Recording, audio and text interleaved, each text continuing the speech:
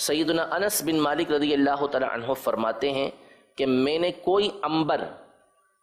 بہت اعلیٰ خوشبو ہوتی ہے عنبر، ٹھیک ہے، اور کوئی مشک، اس کو کستوری بھی بعض اوقات کہتے ہیں، کوئی کستوری، کوئی مشک میں نے نہیں سونگا، اور کوئی چیز میں نے ایسی نہیں سونگی کہ جو رسول اللہ صلی اللہ تعالیٰ علیہ وسلم کی خوشبو سے بڑھ کر ہو۔ آپ علیہ السلام کی جسمانی خوشبو سب سے اعلیٰ اور ارفع ہے۔ اور یہ خوشبو آگے آتا ہے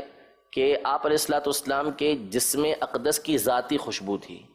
یہ وہ خوشبو نہیں تھی کہ باقاعدہ آپ علیہ السلام کو خوشبو لگاتے ہوں اور اس خوشبو کی وجہ سے دوسروں کی خوشبو سے بڑھ جاتے ہوں، نہیں، بلکہ از ابتدا تا انتہا، یعنی دنیا میں رہ کر ابتدا سے لے کر انتہا تک آپ علیہ السلام خوشبودار ہی رہے، اور آپ خوشبو استعمال فرماتے تھے، لیکن یہ خوشبو